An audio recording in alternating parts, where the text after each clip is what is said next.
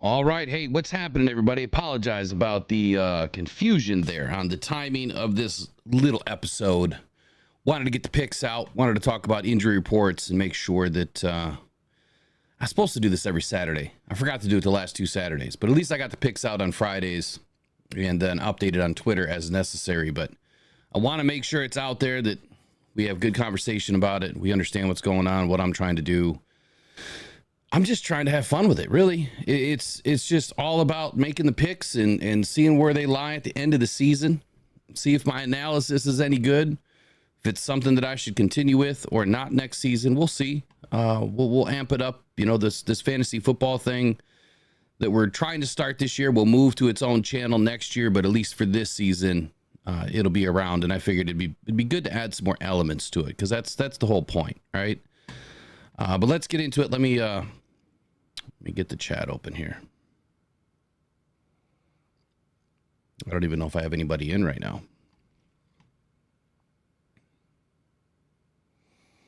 Anyway, I hope everyone's having a wonderful Saturday, man. Still beautiful weather outside.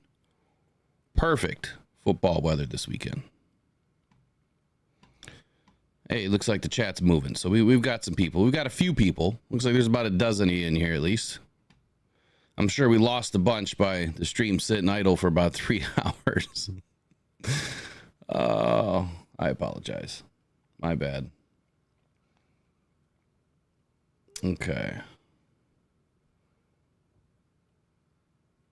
There we go. All right, who do we have in here? We got Sebastian in the house. We have Trace, Cake Man, Bo Booth, Josh Jackson. I think you're in here, maybe not. Sebastian wants to know, are we trading Devontae, Keenan, and Dobbins for A.J. Brown and Josh Jacobs? No way.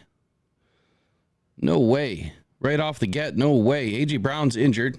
I mean, Josh Jacobs, yeah, I mean, he's all right, but I wouldn't be getting rid of Dobbins right now. I mean, are you pulling in Brown and Jacobs, or are you getting rid of Brown and Jacobs, I guess is the question. It all depends, man. It's hard to answer those questions because you don't know anything about your league. You don't know what's available on the waiver wire, how many teams, what type of league. It's really difficult. On the surface of things, you know, I guess I would answer it just from you can't really answer from a DFS standpoint, right? Even a daily fantasy football lineup, you can't even do it that way because it doesn't make any sense. But in a standard PPR league, I guess, no, absolutely not. I wouldn't, but today is just really all about getting my picks out. So on Friday, I put the picks out on the Rise and Grind morning show, but now I want to make sure that they are in their own little unique vehicle in an episode, so we can always refer back to it as needed, and at least have the receipts out there. So first week, I started off terrible. I was 6-10, so 6 wins, 10 losses on the first week. And, you know, that's, I guess, pretty relevant for what a lot of people go through in the first week or 2 or 3 of the NFL season. It's kind of a ramp up. You know, you've got to get to learn the NFL and what's going on and who's doing what, and just how good or bad some of these teams are. I mean, we've seen, for instance, Minnesota. A lot of people didn't give Minnesota a lot of credit. I did. And so far, they're playing exactly the way that I thought they would. Buffalo, I mean, that was a team a lot of people were not high on, and Buffalo's actually playing pretty great. Baltimore, everyone was high on Baltimore for the most part. I wasn't as high. Baltimore's 0-2. The 49ers, I mean, they're a mess right now. So there's a lot going on in the NFL, just like there is every season, every week. Injuries this year are a major problem, and you know, as they tend to be. So week 1, I was 6-10. Last week had a nice little bounce back week. I went 11-5. I thought I was 12-4. I was actually 11-5 because I picked Philly to win that game, and Atlanta took it home. So this week, I'm 1-0 again for the 3rd week in a row. I start off with hitting the Thursday night game. At least I've got that game pretty well pegged. But right now, I'm going to get into the rest of the injury report, and I'll try to look at, you know, Fridays, but ESPN should have everything locked in right now, I hope, and we'll roll with it that way. So first game, we'll talk about Cleveland and the New York Giants. So Cleveland's obviously the home team. They should get a 3-point bump. But there is, oh, you know what? Let me pull up DraftKings.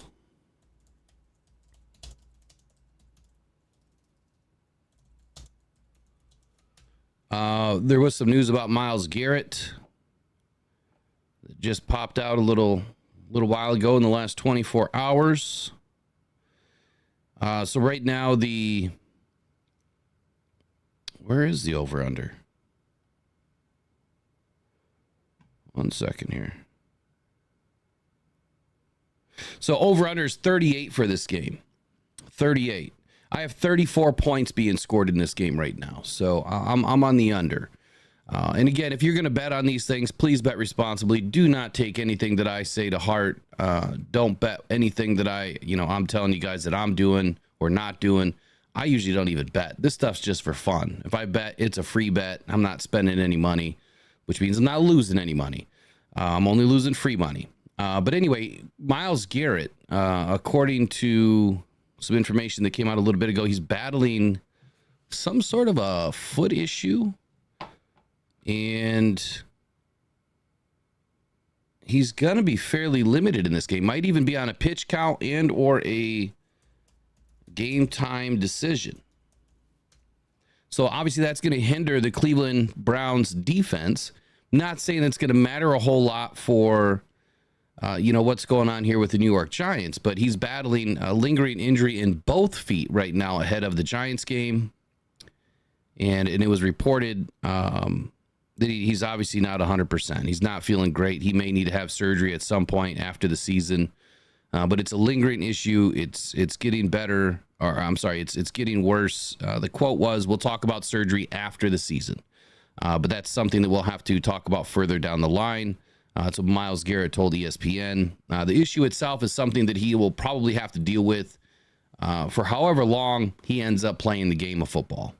So it's about managing it and playing through it. So it's not something that he hasn't dealt with. It's just creeping up a little early in the season this year. So if you're predicating the Cleveland Browns this weekend on defense, he's going to be a big component of that defense that could be a little light this weekend. As far as injuries go, Jack Conklin is out. He was listed as questionable on the 20th of September, but he is now out.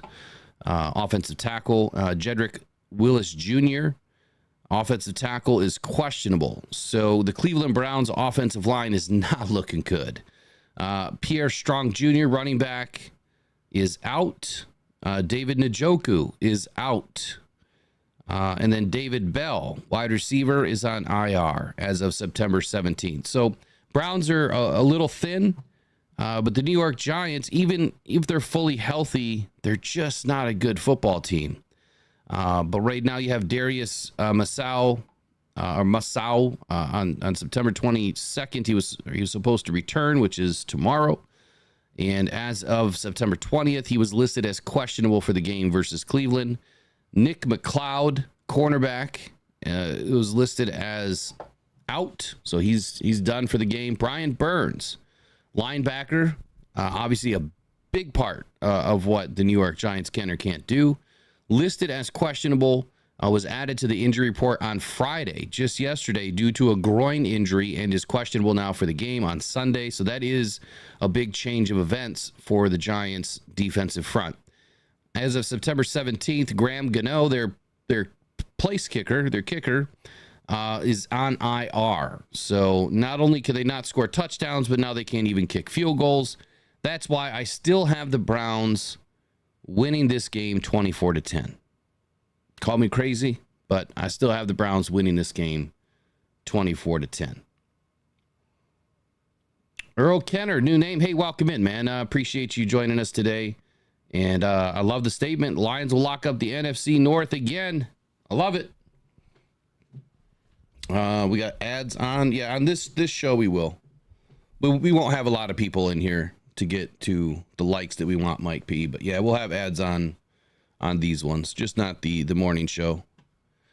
All right, so next up we're going to talk New Orleans and Philly. This is going to be a great game. Like, this is going to be a really great game. I feel.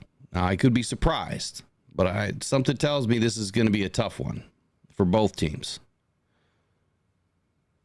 Let's take a look at the injury report here. We'll start with New Orleans.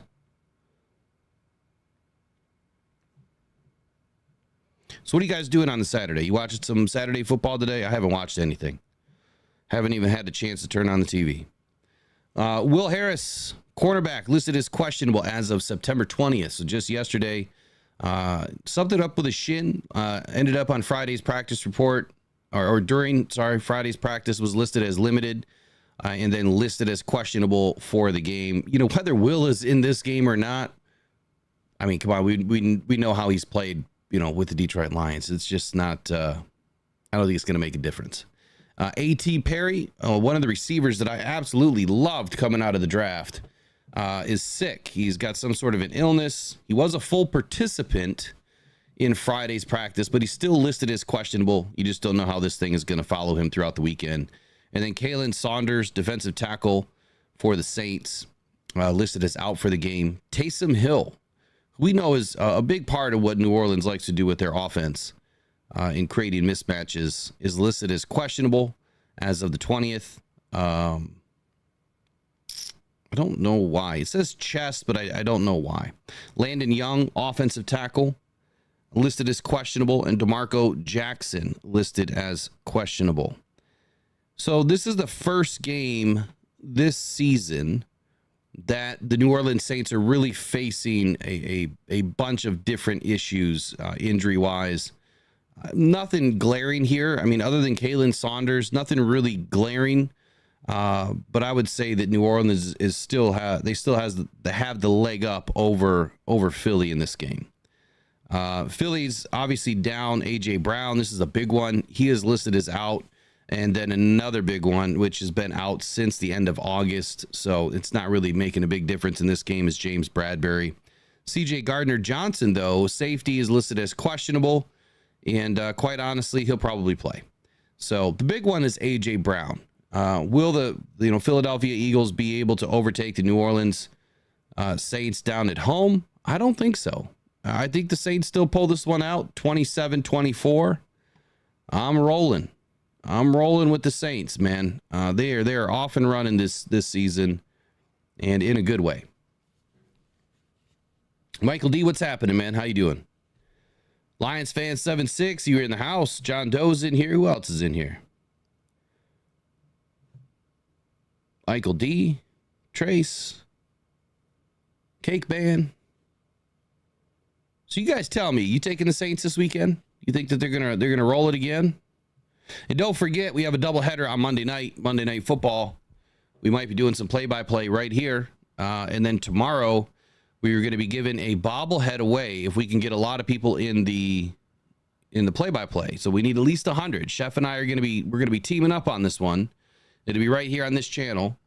I'm thinking I might just say, you know what? Screw the bobblehead. Why don't we get somebody a new jersey? Why don't we give a jersey away tomorrow? So we'll see how many people we get in. Has to be at least 100, right? I'm going to post it up on the Buy Me a Coffee page. Raffle tickets will be available for a jersey, and then we will give a jersey away, depending on how many raffle tickets we get sold. So we'll talk about all that tomorrow. Just look for there'll be a little ad popping up on Twitter, and then of course on the channel in the community tab. All right, so next up, Minnesota and Houston. Man, is Minnesota playing well? They really are. Now, there was a few injury concerns that popped up today. Obviously, you've got Jordan Addison, who is out, and there was another big one. Let me get it pulled up here. Justin Jefferson has some sort of a quad bruise or some cramp or something in his quad that popped up. But I don't see it on the injury report at all. So they're leaving him off the report, but he does have something going on with a quad. The other big one is Dallas Turner, their rookie from this season, playing well. He's got some sort of a knee injury. Ivan Pace, another big one. As of Friday, he's listed as out. And then Jordan Addison, he's listed as out. So I had Minnesota beating Houston 17-14 on Friday. Can you guys guess what's about to happen? You've got Nick Muse, tight end, on injured reserve. You've got Hawkinson, who's out. He's been out, since September 5th. I think he's due back sometime in October. Nick Muse, same thing, sometime late October. This is a game that is stacking against Sam Darnold here. He's losing offensive players, and now he's got a defense that is losing players that can't get him the ball back, if they have a couple of bad series. On the other side for Houston, though, I didn't think that Houston was in that bad a shape, to be honest with you. So MJ Stewart listed as questionable, safety. Juice Scruggs, center, listed as questionable with a groin. And Joe Mixon is listed as doubtful, but I read somewhere else that he's in and that he should play.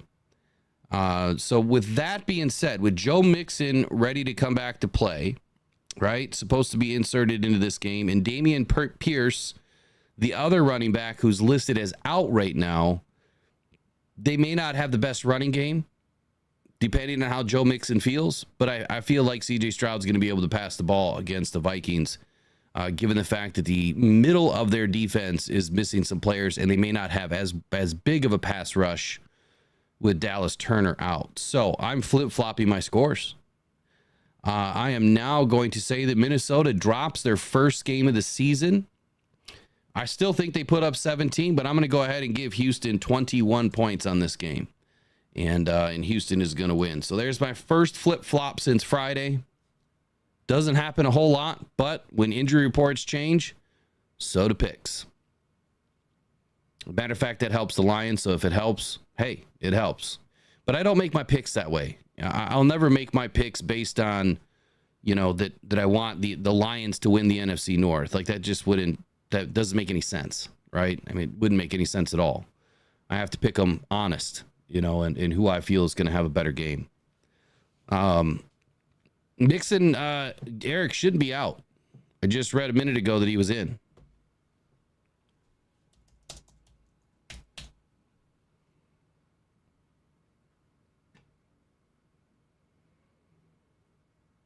Let me double check what I read a minute ago. Let me just make sure I'm reading it right.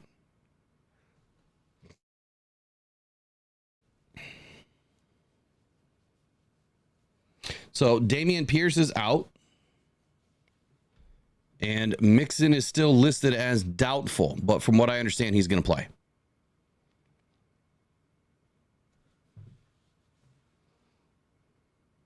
Bleacher Report just said he didn't make the trip. Well, let's check old Bleacher Report, because that would have to be very new information within the last couple of hours.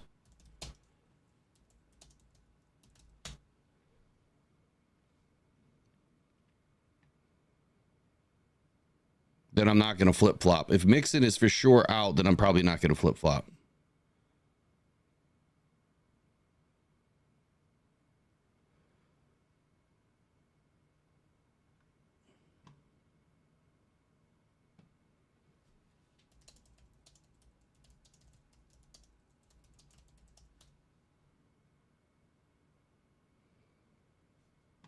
One second here.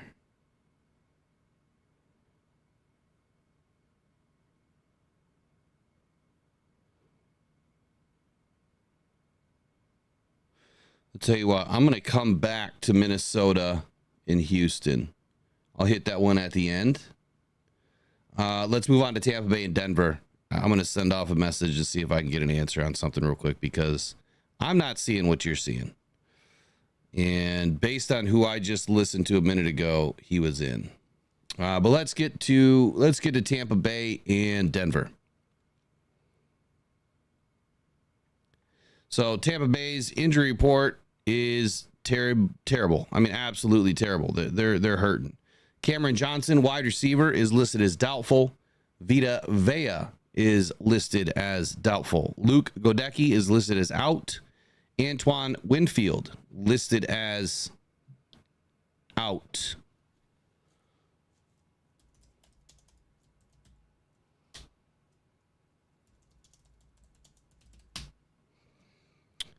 And and Kalijah Cansey is listed as out. So this is quite the change from when the Lions obviously went up against them just a week ago. But Luke Goedeke being out for the second week in a row. I mean, we've seen what Aiden Hutchinson was able to do against Skule. I think that's how you pronounce his last name. It was bad.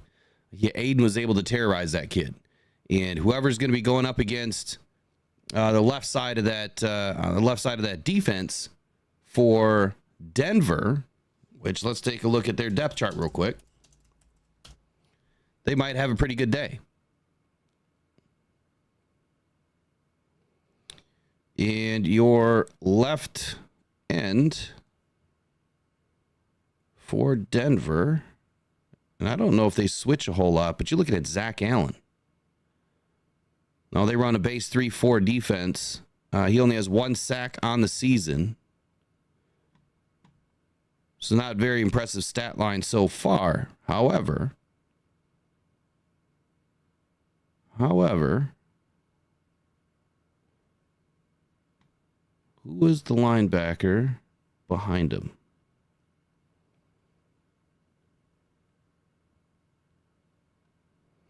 Well, Baron Browning's out too, so never mind. It could be a moot point. Even though the Goedeke is out, it doesn't look like Denver has, really anything behind them that's going to make a big difference for this offensive line of Tampa Bay. I'll continue on with the injury report here. So William Golston, defensive end, is listed as questionable. Josh Hayes, safety, is listed as questionable as well. And that is the new information since last night. Prior to that, obviously they've got plenty of players that are on injured reserve, and a lot of those players, besides Bryce Hall, didn't play against the Lions, but all of them didn't play the week before. So not much change there, but they have quite a few players now that are hitting the waves here, or hitting the. All right, RotoWires is saying that Mixon is out. And it was ESPN. Dude, I'm literally on ESPN right now. That's the injury reports that I'm reading. Here, I'll show you. Maybe. If I've got a window capture in.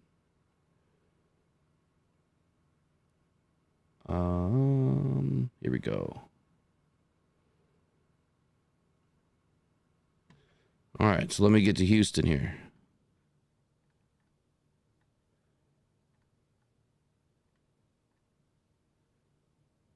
Just says that he is doubtful. Not out.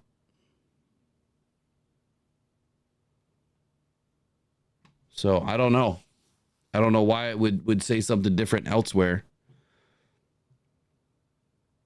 It's kind of concerning. You've got a mixture of information out there.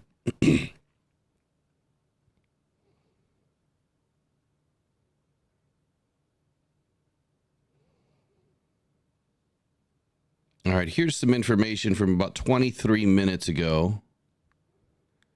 And this was at September 21st as of 1:30 p.m. Central Standard Time.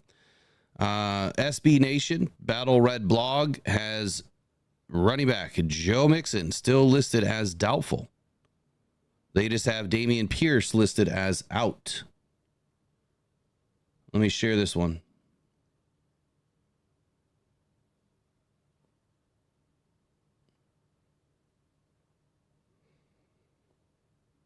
You can see it here. Not too long ago. Listed as doubtful. So that's what I'm basing this whole thing on. And then earlier, I listened to, who did I listen to earlier? Let me get his name. It is the Fantasy Headliners. And he had Mixon as playing. So, but that was also recorded yesterday. So that's why I don't really take all of his information. I go off of these reports here. I guess we'll see what happens. Either way, that's a major difference. Like, that is a major difference between, if he's hasn't made the trip at all, you would think that information would be out there. Let me see what Eric sent me here. It's probably not going to change my mind a whole lot, but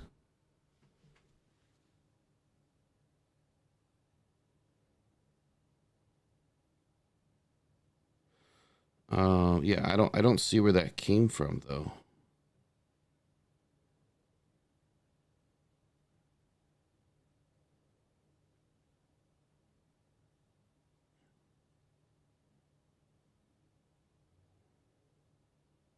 RotoWire 20 minutes ago.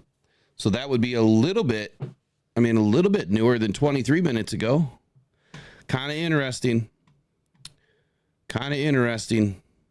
We'll just go. We'll come back to that one though. We'll come back to Minnesota and Houston so I can give it a fair shake. But on Tampa Bay and Denver, look, Tampa Bay has got a bunch of injuries. But now I'm a little concerned with ESPN's reporting here on injury designations. If we look at Denver real quick, let me see how Denver's doing. So Denver has added a few more players. You got Mike McGlinchey. As of September 18th, he is now on injured reserve. As of yesterday, Baron Browning, linebacker, and J.L. Skinner are now listed as out.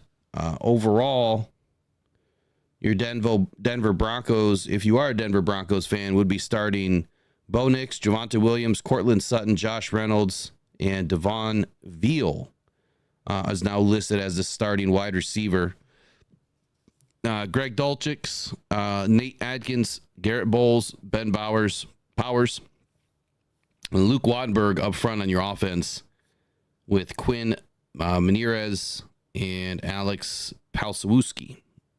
Palczewski? I can't even say his name. Palczewski? I don't know. But anyway, running back Javonte Williams and Jaleel McLaughlin. This could be a week where Jaleel McLaughlin has himself actually a decent game. With Tampa Bay suffering so many injuries, you might see Denver trying to run the ball a little bit more this weekend. However, I still don't see him beating the Tampa Bay Bucs, or at least I didn't on Friday. This is this is truly a pick'em now to me. With all these injuries to Tampa Bay, I don't know if Tampa Bay is going to be able to hold on to this game. Let's look at Tampa Bay's depth chart here. Let's see who else they have in.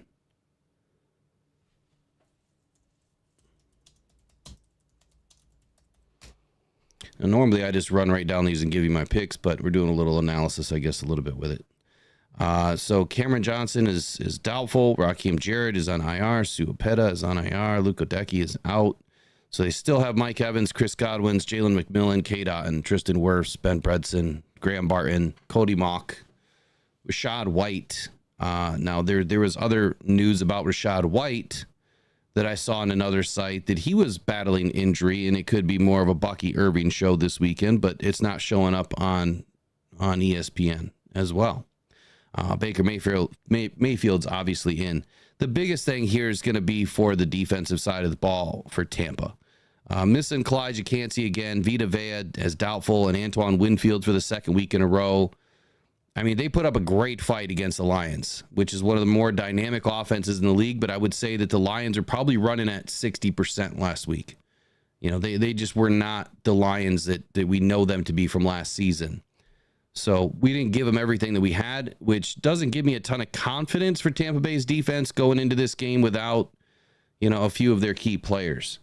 So I think I'm going to go ahead and call me crazy. I'm going to flip-flop. This is going to be my second flip-flop of the day. I'm going to go ahead and put Denver winning a close game here, 21 over Tampa Bay, 17. I'm flipping and flopping them today. I don't trust Tampa Bay's defense. They got a hell of an offense. But if Bo Nix can somewhat put it together tomorrow, you know what? It's at home too, isn't it? It's at home for Tampa, I think.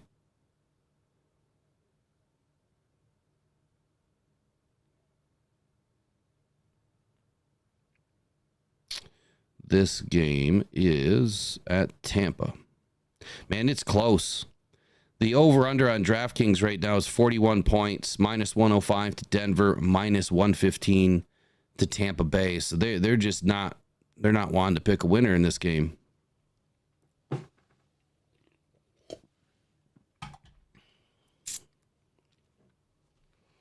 All right, so there we go. Trey says that Texans X just posted about 32 minutes ago that he's not going to be playing.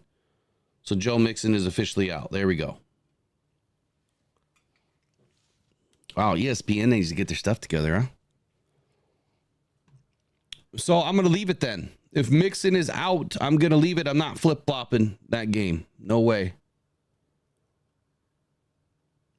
I'm going to go ahead and stick with Minnesota, which sucks, right? You guys had me flip-flopping to Minnesota, which I'm sure Eric would have loved. Because we don't want to see Minnesota go up 3-0 in the North, right? We don't want them to see, you don't want to see them with 3 wins, I guess is what I'm trying to say.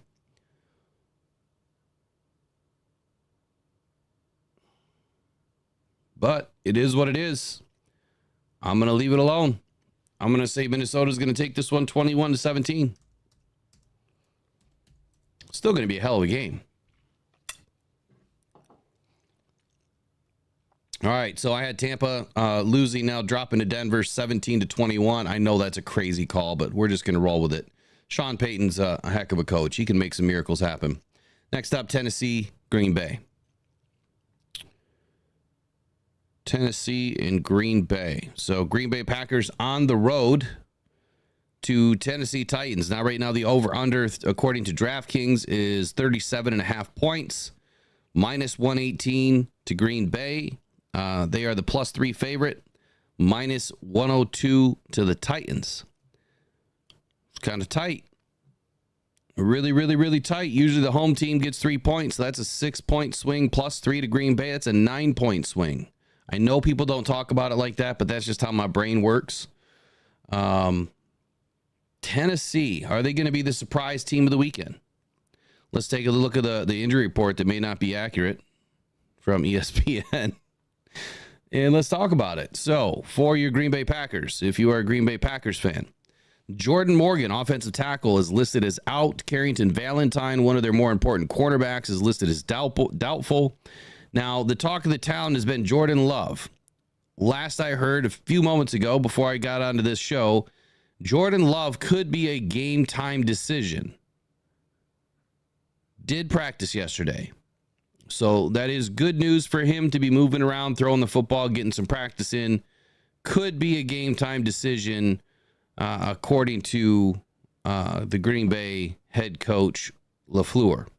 Now, I don't think he's going to play. I really don't. I don't think that there's a shot that he plays in this game. I think it's a bad idea, especially when you're already missing an offensive tackle, so it's going to be hard enough for him to get away from some pressure. I think it's a bad idea. Which means I don't think that they're going to bring him in.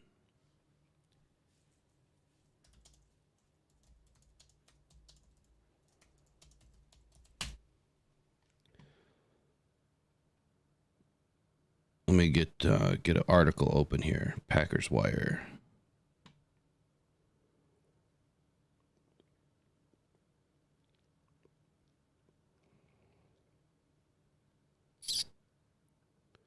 That's not it. Yeah, right here. CBS Sports lists Jordan Love injury update as game time decision for Week 3 versus the Titans. This was according to Matt LaFleur, and that was 23 hours ago, which is about the same time that the Friday injury report comes out. So that's an interesting development to me. I don't think that he plays. I have to believe that LaFleur is smarter than that. Who would he have to go up against on defense? So you got Sebastian Joseph Day I think he's playing, right? Let's get Tennessee's injury report open.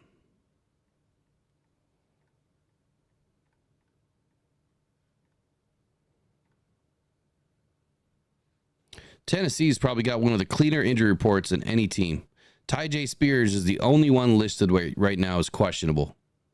with an ankle. He did practice fully on Friday, but he is listed as questionable for the game versus the Packers. Prior to that, they haven't lost anybody since prior to August 29th.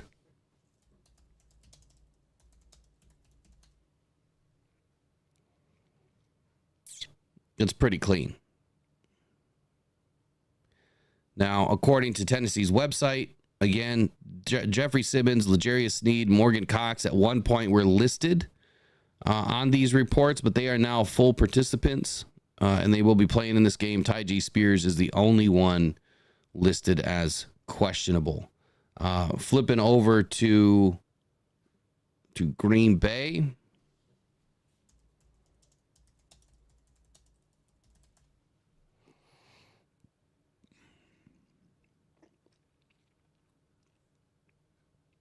God, that's crazy. Pretty much everybody's healthy. Jordan Love, questionable. Jordan Morgan out. Carrington Valentine, doubtful. But just about everyone else that was battling an issue, whether it was Kenny Clark or Anik Barre, Josh Jacobs, Ogden Jenkins, Tucker Kraft, Josh Myers, Jaden Reed, Zach Tom, Rashid Walker. Everyone is pretty much healthy and ready to go. How much of an impact they're going to have in the game, that's left to be seen. But both teams are pretty healthy. Right now, I think it comes down to quarterback. Who's going to have the bigger impact on the game? You know, is it going to be Will Levis? Is he finally going to show up? Does anybody have any trust in Will Levis right now? I don't know. I don't think so. Is Tony Pollard going to have a good game? Is Calvin Ridley going to show up in this game? Is DeAndre Hopkins going to show up in this game? It's a pretty crazy matchup. Tyler Boyd for Tennessee Titans. They've also added to their offensive line in a big way. J.C. Latham, Peter Skoronski, Lloyd Cushenberry at center. That's a pretty tough offensive front going up against Green Bay's defensive front, which is also pretty tough. On the defensive side of the ball, though, you're looking at Javonte Sweat, Jeffrey Simmons, Arden Key, Kenneth Murray, Ernest Jones, recent trade, Harold Landry, Chibodi Awuzie on the outside, along with Quandre Diggs, Amani Hooker, and L'Jarius Sneed and Roger McCreary. I'm going to have to go ahead and say I'm flip-flopping this one. I had Tennessee losing this game 9-24. And I'll put it this way. I don't care if Jordan Love is in this game or not. I don't care. The over-under by DraftKings, again, is 37.5 points. +3 is the Green Bay Packers on the road. I think the Titans are going to get it done.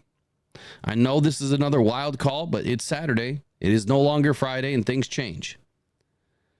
So I've already swapped out Denver and Tampa.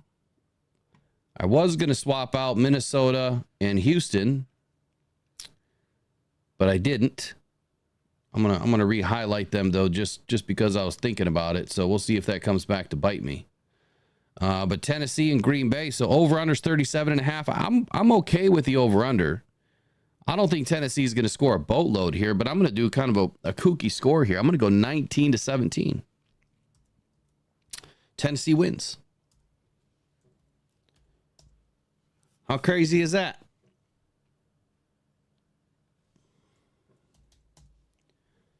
Anybody riding?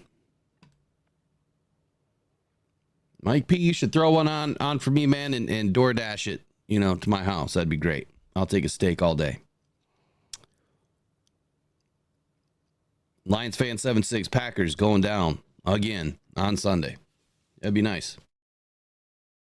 We can't get too far behind, these other teams in the North, but this shows more just about everybody. So, all right, next up, Indianapolis and Chicago. Now, this is a team that I don't have any confidence in, no matter what the injury report says right now. Let's take a look, though. Chicago, how are they looking? Is Caleb Williams going to paint his nails? I think we should do a painted nails tracker. If he paints his nails, how many times do they lose? All right, Nate Davis, guard, listed as questionable as of September 20th. He's got some sort of a lot of groin issues.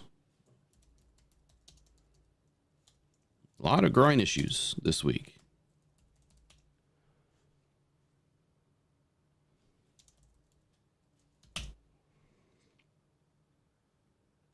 Now, the biggest news, I think, for the Bears was Keenan Allen. So the Bears did rule out Keenan Allen for this game and 3 others. Just got to get to him here. So Zach Pickens, he is also ruled out, defensive tackle. Kari Blasingame, fullback, he is ruled out. That's not a huge one.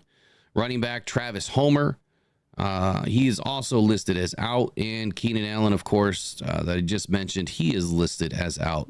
Now, throughout the last week, they sent Ryan Bates, their center, to injured reserve. So nothing major here. Right? I'm being facetious. Of course, that is not looking good for Chicago at all. When it comes to Indianapolis, let's take a look at their injury report here. A couple big names on the questionable list here: Laiatu Latu and Michael Pittman Jr. Michael Pittman's actually a big one. I mean, I understand that, he's a big need for this team. I think he's going to play. He's working through some back and some calf issues, according to ESPN. Shane Steichen still thinks that he'll be available for Sunday, but I would look for him to be more in a limited capacity. Even though he's out there, it doesn't mean that he's going to have a big impact on the game. I would say that their biggest loss of the last week would be DeForest Buckner. Defensive tackle was sent to injured reserve on the 17th of September, just a few days ago. But other than that, the Colts, their team has not really changed a whole lot since the end of August. They lost Juju Brents on September 10th and linebacker Cameron McGrone on September 12th. But outside of that, they're looking pretty good, and they will get a couple of those players back throughout the season. I don't think that this game is looking good for Chicago. And that's how I felt as well on Friday. I had Indianapolis winning 19-9, and I'm sticking with it.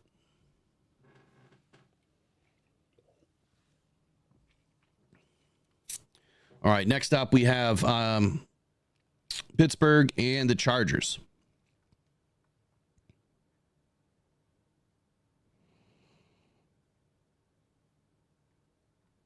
We'll start with the Chargers here.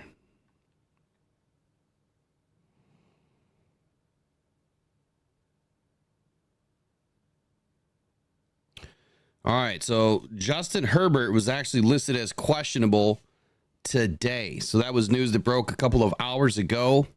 Herbert has been reportedly dealing with a high ankle sprain, and he's going to test out his ankle before Sunday's game. He may not play versus the Steelers. Conversely, the Pittsburgh Steelers got both Wilsons back. And even though Russell Wilson is back and ready to play, he is going to be a backup in this game. Justin Fields is still getting the start. So don't make any rash decisions with your quarterbacks just in case you happen to have one of them. Justin Fields is still starting this game. Now, the information that I heard just about an hour and a half, 2 hours ago, is that Justin Herbert did not look good at all in Friday's practice. Laboring that leg, couldn't plant very well, was having a difficult time throwing the ball. And that was from an insider, apparently, that reported the information. But it's all, it's all third leg information here. So not real sure what's going to happen with Herbert. If he is out, I don't expect the Chargers to even have a snowball's chance in hell in this game. Pittsburgh's defense is just too good. It is just too good this season. So let's look at the Chargers depth chart. How does this change your fantasy teams? Well, that's up to you. I can't really give you any information on that right now, but I don't think that Easton Stick is your guy. I don't think that Taylor Heineke is your other guy. I don't think anybody has them picked up on a roster anywhere, nor should you. The Chargers, I mean, they're going to be limited to running the ball. If you've got Easton Stick back there handing the ball off to J.K. Dobbins and Gus Edwards, could you do some damage? Absolutely. You still could. If they're able to get the ball off at all against this Pittsburgh, defense, they may be able to limp the ball down the field and run it in the rest of the way. But this is not a defense that is just going to roll over and let a backup quarterback, and the Chargers just run. That is not Tomlin's MO. He is not going to let you run the ball. Now, Harbaugh, he has been dealing with these kind of things, at the college level, and trying to figure out how to run the ball a mass amount of times with success. If anybody can figure it out against Mike Tomlin, it's probably Harbaugh. But your starting defensive line is Larry Ogunjobi, Keanu Benton, Cameron Hayward, TJ Watt, Patrick Queen, Alondo Roberts, Alex Highsmith, Donta Jackson, Deshaun Elliott, former Detroit Lion, Minka Fitzpatrick, Joey Porter Jr., and Beanie Bishop Jr. So I had the Chargers over the Pittsburgh Steelers 21-17 on Friday because I am not going to know what is going to go on with Justin Herbert in this game just yet. I may put out a quick, video in the morning of any other changes. I'm going to leave it right now. Chargers 21, Steelers 17.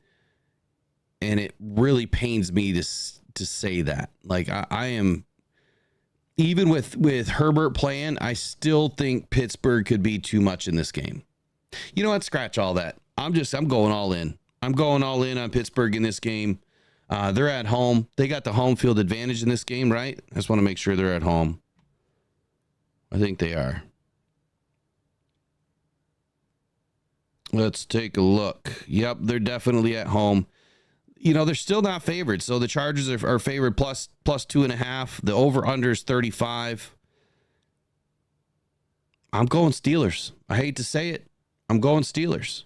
I even with Herbert healthy or not healthy in the game, he's not healthy. And if he's not able to plant, if he's not able to move out of the pocket, you better believe that Tomlin is just going to pin him back and rush all game.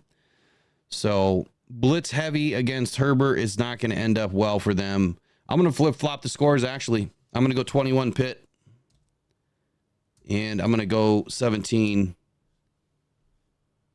Chargers. Steelers in a flip-flop. Had Herbert been healthy without this high ankle sprain, I think it still would have been a close game. Tracy talking about our O-line being the Lions. We'll be getting there in just a few moments. We got a few more teams to get in front of yet. Next up, we got Seattle and Miami. Obviously, Tua has been sidelined. He's on IR, which is the right place for him to be. I spoke about it Friday and probably on Thursday. I'm not going to be one to tell the dude, what he should do with his career and his life. But, I mean, from a father to a father, and, I would hang it up. There's too much to life. And every single concussion he gets makes it easier to get another one. And they just continue to get worse, and the damage continues to get worse. It's just not worth it. It's just not worth it. Hell, just making it to this level is great. So anyway, Seattle versus Miami here. Let's take a look at the over-under. So you've got Miami on the road in Seattle. Yeah, this game's not going to be close. Seattle Seahawks, though, for whatever reason, they are favored minus 4.5. That's it. Over under is 42. I would think that the Seahawks would get a little bit more than that. I really do. I really, really, really do.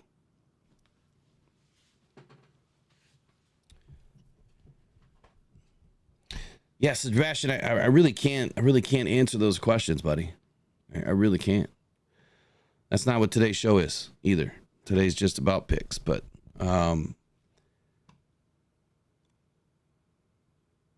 I just don't think Miami's going to be able to do anything in this game. You've got Skylar Thompson in, and he's got a career 57% completion percentage. He's thrown for 80 yards in his career. He's 8 for 14 against the AFC. In September, he was 8 of 14 for 80 yards, 5.7 average. He is This poor guy. You know, the good thing is who he has on the team, right? I mean, he has a pretty good team around him. Devon A-Chain, all he has to do is hand the ball off. Tyreek Hill, Jalen Waddle. I mean, he's got a pretty damn good team surrounding him. Pretty solid offensive line as well. Can they run it all day against Seattle? No way. Not against this defense. Not going to happen. You got Jerron Reed, Jonathan Hankins, Leonard Williams, Tyrell Dodson, Reek Woolen, Rayshawn Jenkins, Julian Love, Trey Brown, Devon Witherspoon, one of my favorite corners. The only issue is Cameron Young is out. Nwasu is out. Boye Mafe is questionable, and Jerome Baker is doubtful for the Seattle Seahawks. So that does change things a little bit, but I don't know that it's enough. I don't know that it's enough that Seattle can't just totally steamroll Miami without Tua. Official injury report. Malik Washington, wide receiver, is listed as doubtful for Miami. Grant Dubose, wide receiver, as of yesterday, was listed as out. Raheem Mostert, running back, listed as doubtful. And on the September 17th is when Tua was placed on IR for Seattle. For Seattle, you've got George Fant, offensive tackle, on September 20th was listed as out. Kevon Wallace listed as questionable. Derek Hall listed as questionable. Boye Mafe listed as questionable. Pharaoh Brown, tight end, listed as questionable. And Chenault listed as questionable. Jerome Baker listed as doubtful. Nwasu listed as out. Kenneth Walker, again, is doubtful. And from what I heard a little bit ago, he is not going to play. If you have Charbonnet, you definitely are going to want to put him in this weekend again. I do, so I definitely will be playing him this weekend. And then prior to the end of August is when they lost a few other players. So, I mean, they've got 8-9 players, majority defensive players, that are in trouble this weekend. Is it enough for Seattle to lose this game? I don't think so. I don't trust Skylar Thompson. I don't think he's a good enough quarterback. I don't care who he has around him. I think that Seattle wins this game, but I think I'm gonna change my score. I have 24-6 Seattle over Miami, and with the over/under currently sitting at 42 and 4.5 points to Miami. Nah, I'll leave it. Seattle wins 24-6. It'll be somewhere in that neighborhood probably. Seattle wins. Moving on. Las Vegas, Carolina. Saturdays are tough for me, man. I start reading these things, and this is not everything I look at, but I start reading these things, and it starts to change your mind a little bit. All right, so Las Vegas Raiders injury report as of Friday. You got Tyree Wilson, questionable. Richardson, doubtful. Malcolm Kuntz, defensive end, injured reserve. So he will undergo season-ending knee surgery this upcoming week. It was reported by The Athletic. And Christian Wilkins, defensive tackle. I mean, the most important defensive tackle on their team. Listed as questionable with a knee injury. Happened versus the Panthers last week. Again, that was Tashawn Reed versus from The Athletic that reported that. Divine Diablo on the 20th of September was listed as out with an oblique concussion injury. Before I forget, the Seattle game. So Kenneth Walker, the reason why I'm not high on him is this is like his third, fourth abdomen issue. He continues to have abdomen issues. Clearly something's going on there. I don't know that if he's ever had surgery to repair anything in his abdomen, but something's going. He continues to keep having the same type of injury. That's why I don't think he's going to play much this weekend, if at all. All right, so back to Las Vegas and Carolina. Man, I can't believe what I chose here, but it can't be right. It just can't be right. Las Vegas and Carolina. So for Carolina, let's take a look at their injury report real quick.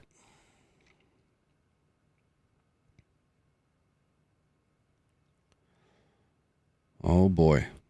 Got a few extra names added to the list here. So A'Shawn Robinson, former Detroit Lion, is listed as questionable with a knee. And Shai Tuttle, defensive tackle, is out. Nick Scott and Lonnie Johnson also listed as questionable. Man, have they lost a lot of players this year. I mean, they've lost just about everybody.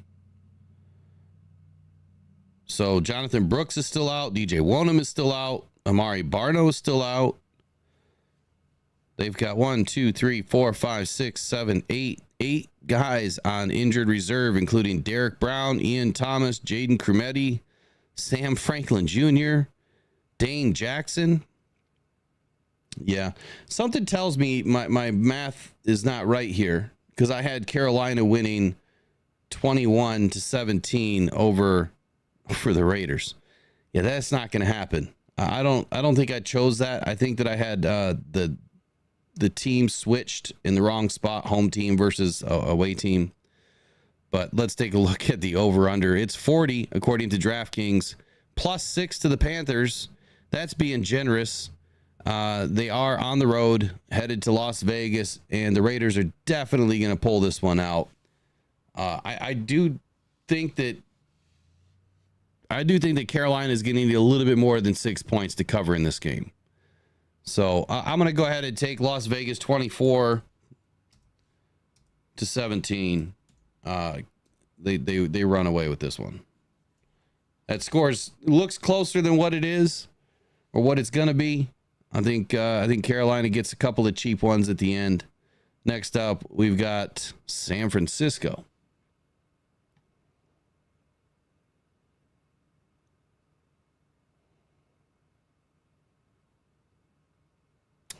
Yeah, Altuve, it's tough, man. Saturdays are tough. Especially, I'm not that big into fantasy football. Like, that's what Jared does. Like, Jared's the guy.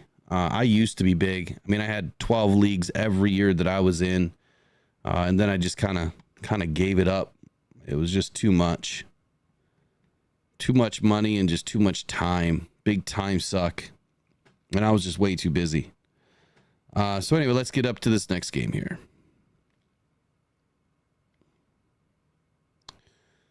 Rams and Niners. So Niners on the road headed to LA, and San Francisco is a 6.5 point favorite right now.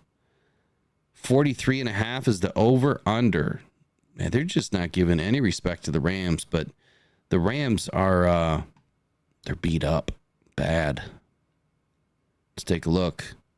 Kobe Durant, cornerback, listed as questionable with a toe. Joshua Carty, their place kicker, is listed as questionable with a groin. That's going to be a problem for them, because if they can't even move the ball on the ground or through the air, they're not going to be able to kick it either. Bobby Brown, the third defensive tackle, as of the 20th, listed as questionable with an ankle. And two other players were listed as out on Friday. That would be Cooper Kupp and Davis Allen, tight end and wide receiver, respectively. On the 18th, they listed Jonah Jackson on injured reserve, and John Johnson III, safety, also listed on injured reserve. And as we are well aware, Puka Nacua was listed on IR on the 15th of September. They've already lost Steve Avila. They already lost Darius Williams, the cornerback that they just brought back in. And the other big names that they lost was Tyler Higbee and Darian Kendrick earlier in training camp. So this is not looking good for the Rams. They have 12 players already on injured reserve this year. 12. That's incredible. I'm not liking the way that this is shaping up. If you've got any of the Los Angeles Rams receivers on your fantasy team, this is one comment I will make. I don't know that I would play them. I mean, I get it. They're going to get a lot of targets. Someone could run away with a few points this week. I just wouldn't trust a whole lot of scoring to be going on here. So for that reason, I would run away from them personally, but that doesn't mean that someone doesn't pop. It's just which one? Who are you going to take? There's there's no way to figure out who Stafford's going to be able to target in this game, if that's anybody. Let's take a look at San Francisco real quick and see if they're going to be able to get to Matt Stafford and create some issues for him. Charvarius Ward, cornerback, listed as questionable with a hamstring and a knee issue. Nick Bosa, defensive end, listed with a rib issue. He is questionable, but this one could be more of a daily decision on Sunday. Deebo Samuel is out, so that is not going to help. That is not going to help Brock Purdy. George Kittle is listed as doubtful. Now, he was carted off in last week's game with a hamstring. I was real surprised that it was only a hamstring. And then, of course, Ricky Pearsall is still out after that tragic situation. Christian McCaffrey is on IR. He is not going to help anybody probably the entire season. He might be on the way, on his way out, of the NFL here in short order. Maybe another season, maybe. He's just too often injured, too often it seems like. And that's really it. The other players that they lost, it was prior to, the end of August there.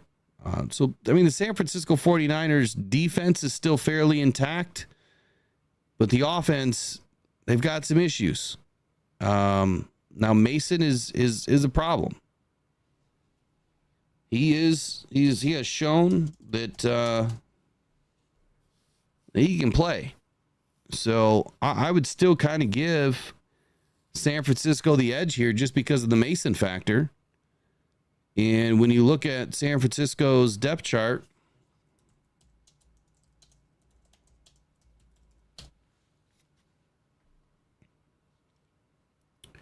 their offensive line is still in good tact here. So they still have Brandon Ayuk. Thankfully for them. They have Juwan Jennings, Jordan Mason. That's enough of an offense. You can't forget about Isaac Guerrero. Even though he is listed or was listed third on the depth chart before, he's still on this team. Trent Williams, Kyle Juszczyk. They will go to their fullback. Without a doubt, they will go to their fullback as needed. Aaron Banks, Jake Brendel, Dominic Pooney, Colton McKivitz. So I would say that their only liability right now is the right guard spot, but Dominic Pooney is somebody that I was hoping the Lions was going to pick up this year in the draft. I don't remember exactly where he was picked. Let me find out. Round 3, pick 86. That's about where I think I had him slated. Actually, I think I had him in the 4th round. He's going to be a heck of a player. He's going to be a heck of a player in this league. So I guess I'm not surprised that a team like the 49ers picked him up. Game-wise, score-wise, here we go. I've got San Francisco going ahead and beating the Rams, even though they're on the road. They are 6.5-point favorite. I don't think the Rams have enough. They're down both of their dynamic wide receivers. I think this is too much to overcome, even at home. I'm surprised the over-under's 43.5 here. But I'm going to go ahead and do it. San Francisco 21, and yes, giving the Rams 17 I think is generous. But that puts me 5.5 points under. But that's my score for that game. San Francisco 21, Rams 17. So now we've got Detroit in Arizona.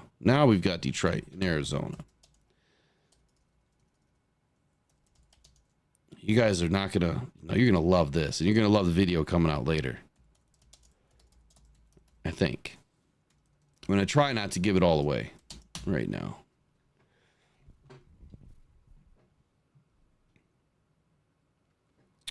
Let's get Arizona. Let's get their depth chart open real quick.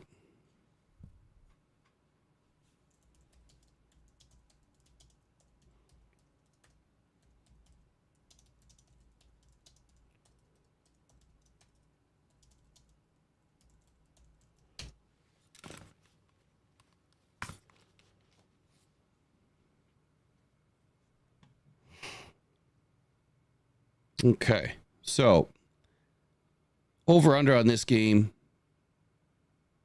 is 51.5. So apparently Vegas thinks this is going to be a shootout. They think that there's going to be a lot of points scored and not a whole lot of ground game happening.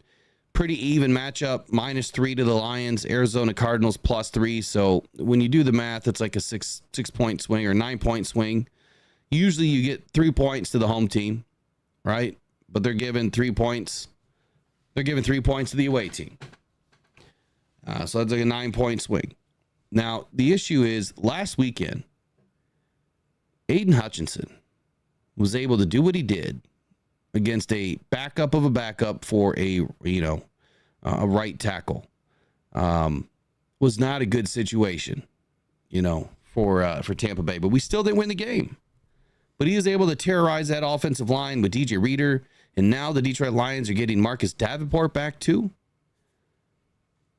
This spells trouble for Arizona. As long as they can bottle up Kyler Murray and not let this guy run around and get free, we'll get pressure. He cannot break through this defensive line. The Detroit Lions are going to have a pretty incredible defensive game. As far as the big thing that I see here. Hold on here.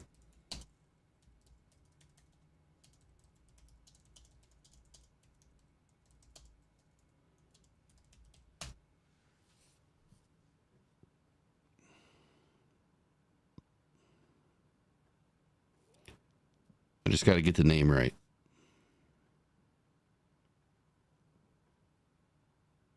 Where is it? Okay, so Arizona Cardinals. Not only is Jonah Williams on IR, right? Their right tackle,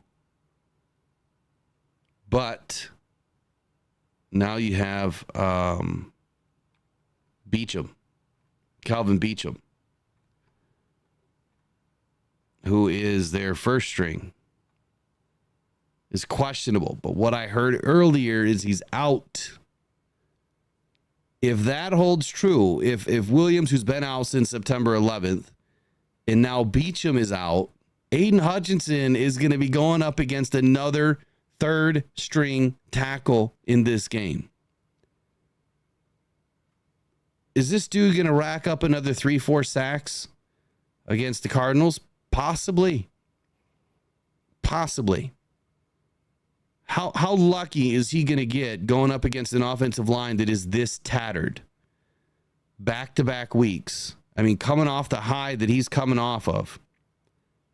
But they've lost quite a few players off of their offensive line. Now, the rest of their line is healthy. Paris Johnson's in. Former Detroit Lion Evan Brown. Left guard. Frohold at center. Will Hernandez at right guard. But Calvin Beachum is out from what I'm understanding. Which is crazy to me to think that Aiden's going to be able to just pin back and go. So that's the big news of the day. If it holds true and Beachum is out in this game, Aiden's going to have a day again. Somebody's going to have a day. It could be Marcus Davenport having a day. It just depends on, where they're flip-flopping, Aiden around this line. Salty Pork Chop says, do I put my money on Murray over 35 yards rushing? Yeah, I would still do that. I mean, I still think he's going to get some yards on the ground. We're not going to stop him every time. I mean, that would just be greedy to think that.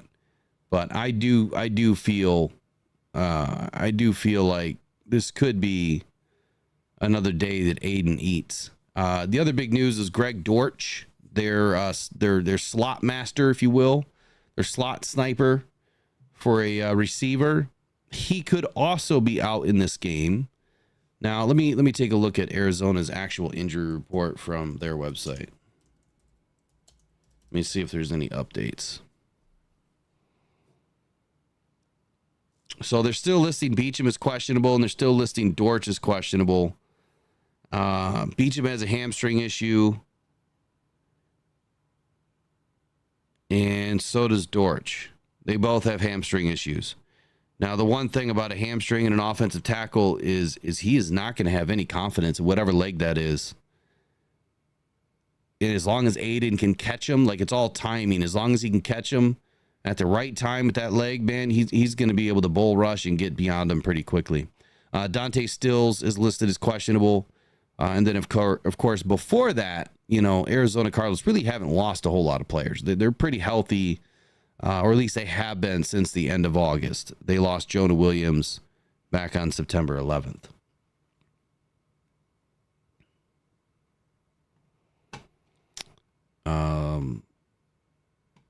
What about Wilson?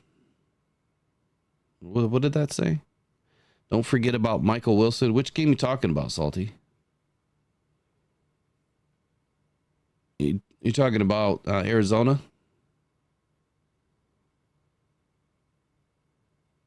I haven't seen him do anything this year. Let's take a look and see what he's done so far. He's got 36 yards on the season. I mean, it's possible. Anything's possible. He just hasn't done anything. I thought you were talking about the other Wilson for a minute there. I don't know why. Right over the top of my head. Anyway, I still like the Lions in this game. I don't think the Lions are going to lose 2 in a row. Lions are fairly healthy. They're getting everybody back for the most part. The only guys that are out are guys that really haven't played. Like Ennis Rakestraw, he's out. Alex Anzalone, still questionable. Terrion Arnold, still questionable. Graham Glasgow, still questionable. Isaiah Williams hasn't really played anyway, but he's still questionable. If Fetu hasn't played, he's out. And Ennis the Menace is out. And he really has only had a few snaps this season. So I'm not worried about the Lions, injury report as far as who is out in this game. I'm more excited about the fact that Amon-Ra is a full participant. Kirby Joseph is a full participant. Davenport is a full participant. And that Isaiah Williams hasn't really played, so I'm not worried about that. Graham, I think he'll be fine. Alex Anzalone, we probably won't have on Sunday. Something tells me more than likely they're going to... I mean, I would hold him out. We're going to need him for Seattle. I'd hate to see him take a shot this weekend and then be out, 3 to 6 weeks. So, one more time, Arizona, Dante Stills, questionable. Will Hernandez, Xavier Weaver, unspecified. They were full participants yesterday. And Xavier Thomas was also for full participant. Did not practice was Kelvin Beachum. Did not practice was Kelvin Beachum. They listed him as questionable, though. So that'll be interesting. Dortch was limited participant on Friday. So Lions are going to win this game. Lions are going to win this game 31-24. I got it being a little bit tight. Only separated by a touchdown. Could be tighter than that. Could be 27. Could be 31-27. The over-under on this game is 51.5 with the Detroit Lions a 3-point favorite. Dallas and Baltimore. Look, Baltimore is not going to continue to drop games. They're just not.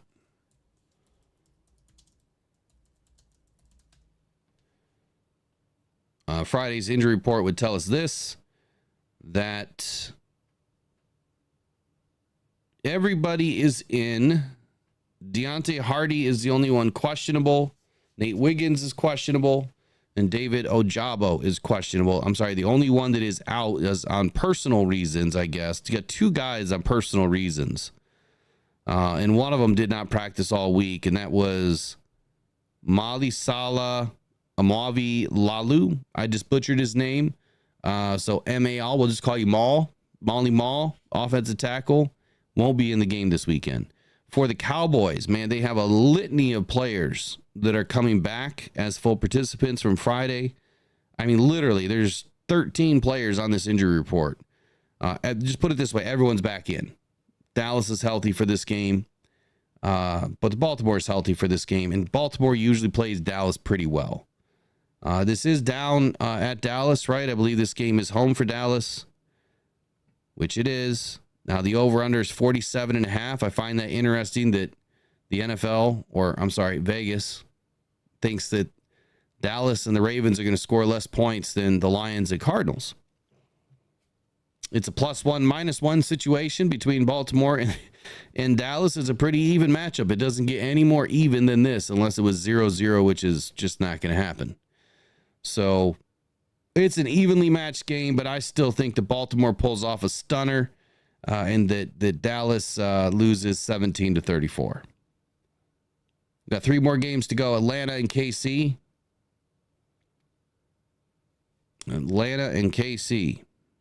So we've got KC traveling to Atlanta this week as a 3-point favorite. Over-unders 46.5.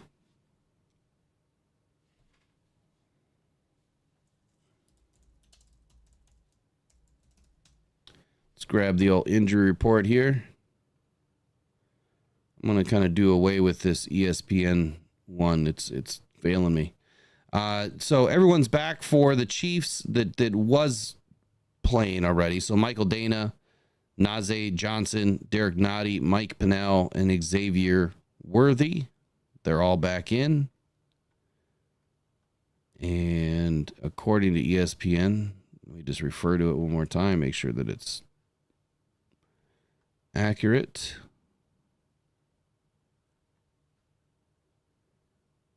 You've got Isaiah Pacheco that is out on injured reserve. Hollywood Brown, of course, he's on injured reserve. Clyde Edwards-Helaire, he is out of this game. BJ Thompson, defensive end, he is out. Charles Omenihu, defensive end, he is out. And McCade Mature on injured reserve. So there's a lot of big losses for KC, but everybody else, according to their injury report versus the Falcons, are back in. I find it really odd that Kansas City's own injury report does not list the other 4 or 5 guys that are listed out and or on injured reserve in this game. So 3 injured reserves and 3 outs. That's crazy. Now, BJ Thompson, Omenihu, and Mature have been out since the end of August. Clyde Edwards-Helaire, he's been out since the first week of September. And Hollywood Brown was out before last week's game. So the only new one is Isaiah Pacheco. That is a big one. He has had a successful surgery on his fibula. So it's going to be a problem. They've got Kareem Hunt coming back. I don't think it's enough for Kansas City in this game. Based on the injury report for Arizona, they've got everybody back. So Tyler Agier is back. James Smith-Williams, Taquan Graham, Antonio Hamilton, Jake Matthews. The only players that did not practice were Grady Jarrett and Oni Miata. And according to ESPN,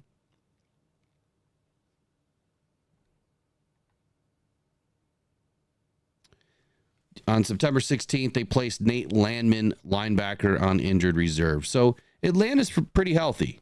You know, they're not looking bad. And Kansas City, they're not looking so great. They're missing a lot of players, a lot of playmakers. So I have Atlanta taking this game 24-20. 24-20. Bo Booth says Lions win and cover. Yeah, I think I have them doing the same too, yeah? Definitely. I have them double covered by 7.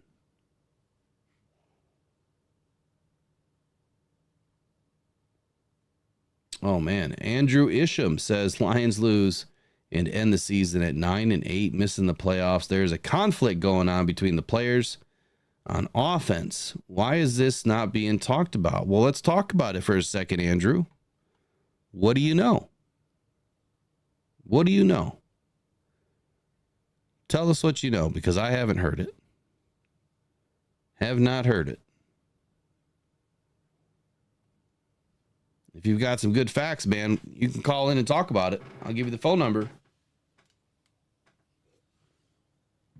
We do have a show phone here.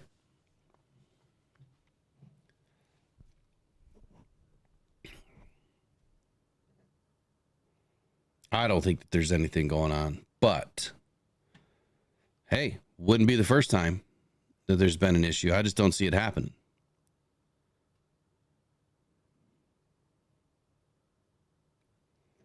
All right, so next up, until we get some answers back from this insider, Andrew Isham, we've got Buffalo and Jacksonville. This one shouldn't even be close, to be honest with you. So it's are you just speculating, Andrew? Is that what it is? How they react towards each other? Yeah, I don't know. I wouldn't say that I noticed that at training camp. I mean, they all seem really tight, especially at camp. I mean, everything seemed great. There's going to be some fights for not literal fights, but figurative. You know, there's going to be some fights for balls, man, for targets. You got too many playmakers. Oh, I hear you there. All tour. Yep. We do the same thing with an ant. Yeah, the phone line's going to be open all next week. It's just, we've got the hotline on Sunday, by the way. So when we do the play-by-play on Sunday, we got the fan hotline. It's going to be open the entire time. So as a play happens, we're talking about it, whatever. You see something, you want to call it in. You're pissed off about something, you want to call it in. You're happy about something, you want to call it in. Doesn't matter. We'll stop doing play-by-play. We'll listen to your call for 90 seconds, and then we'll kind of talk about it off air too. So you just get your free 90 to come in, you know, talk to us about whatever, and then we'll take the rest of it off air. So Buffalo and Jacksonville, this game's not going to be close. Buffalo wins 24-10, and we got, this is 2 Monday night games, Cincinnati and Washington. So I have Washington winning right now. And I might be flip-flopping this one too. This is another game where, so Washington's only down Cleveland Farrell, and then everybody else is questionable, like St. Juste, Jerzon Newton, Dorrance Armstrong, Emmanuel Forbes Jr., everybody else they lost before September 7th, like Marcus Mariota. As far as Cincinnati goes,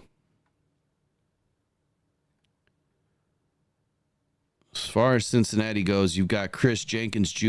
I mean, a lot of questionables. Amarius Mims, Sheldon Rankins, B.J. Hill, Tanner Hudson, Von Bell, Mike Gesicki, all listed as questionable.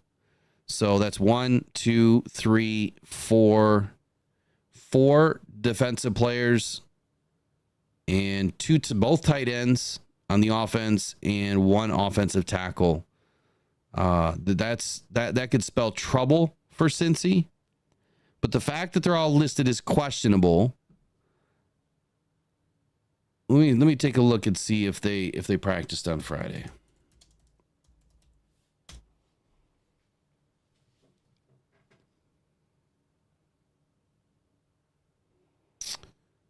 So the only ones that did not practice were Von Bell, B.J. Hill, and Tanner Hudson, and Sheldon Rankins.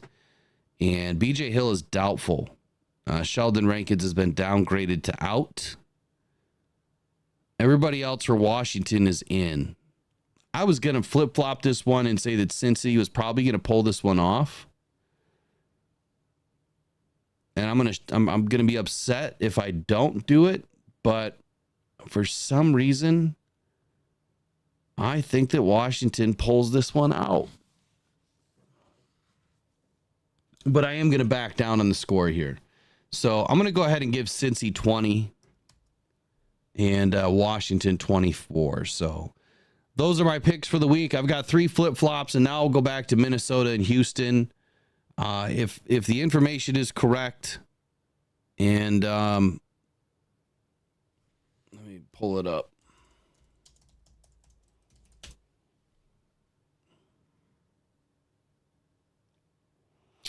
According to Adam Schefter, Joe Mixon is not traveling to Minnesota. He's now out, and obviously it says out, downgraded to out from doubtful. So that is a big loss for the Texans, especially on an away game. They need some sort of a ground game to get going against Minnesota.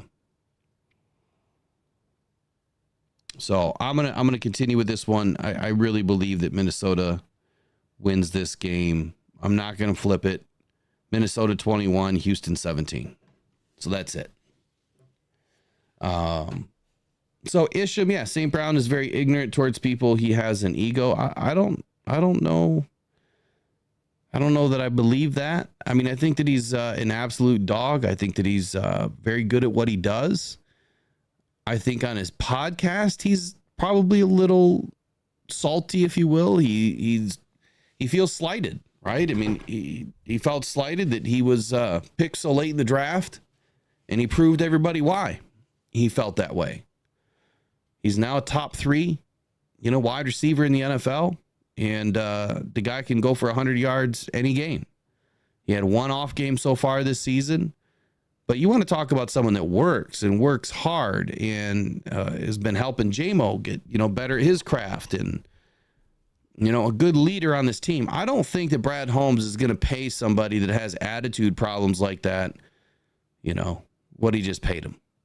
I don't see that happening. I don't think that they would keep a guy around just because he has really good talent, or skills. I don't think that they would just keep somebody around like that just because.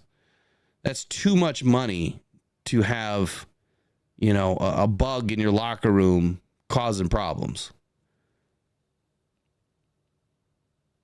I just don't see it. I don't see it.